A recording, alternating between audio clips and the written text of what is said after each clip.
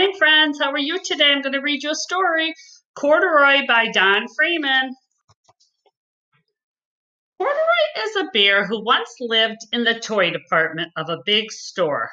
Day after day, he waited with all the other animals and dolls for somebody to come along and take him home. The store was always filled with shoppers buying all sorts of things, but no one ever seemed to want a small bear in green overalls. Then one morning, a little girl stopped and looked straight into Corduroy's bright eyes. "Oh, Mommy," she said, "look, there's the very bear I've always wanted." "Not today, dear," her mother sighed. "I've spent too much already. Besides, he doesn't look new. He's lost the button to one of his shoulder straps." Corduroy watched them sadly as they walked away.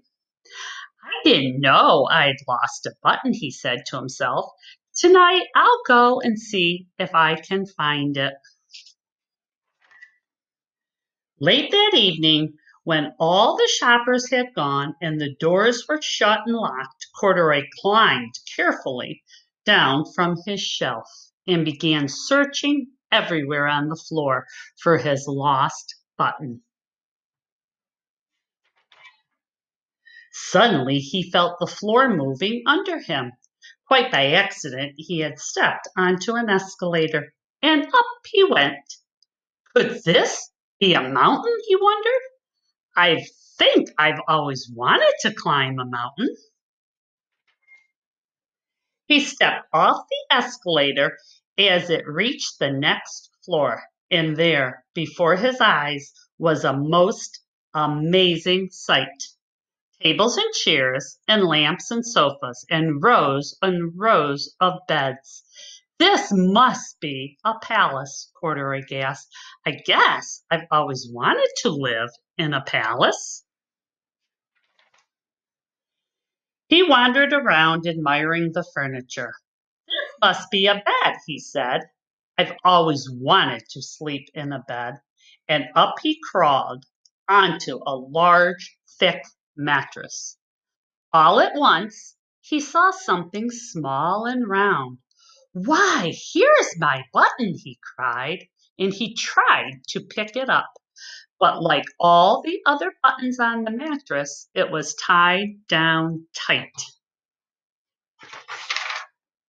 He yanked and pulled with both paws until pop! Off came the button, and off the mattress Corduroy toppled. Bang! Into a tall floor lamp. Over it fell with a crash. Corduroy didn't know it, but there was someone else awake in the store.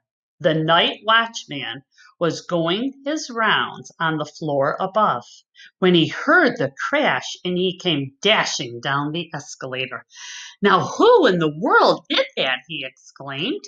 "Somebody must be hiding around here." He flashed his light under and over sofas and beds until he came to the biggest bed of all. And there he saw two fuzzy brown ears sticking up from under the cover. "Hello," he said. "How did you get upstairs?" The watchman tucked Corduroy under his arm and carried him down the escalator and set him on the shelf in the toy department with the other animals and dolls.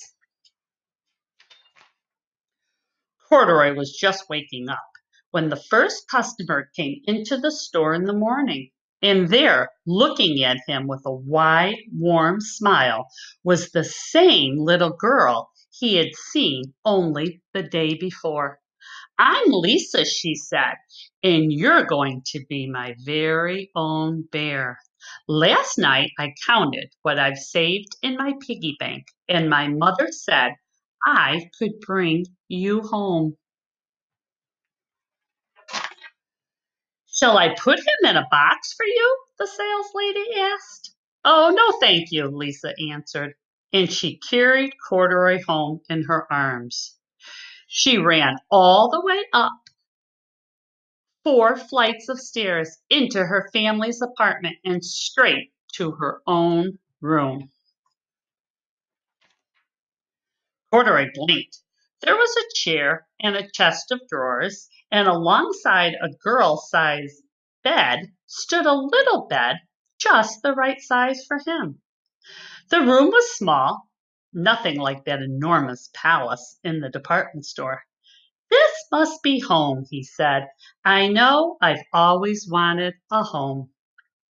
Lisa sat down with Corduroy on her lap and began to sew a button on his overalls. "I like you the way you are," she said, "but you'll be more comfortable with your shoulder strap fastened." "You must be a friend," said Corduroy. "I've always wanted a friend." "Me too," said Lisa, and gave him a big hug. Bye, friends. Have a good day.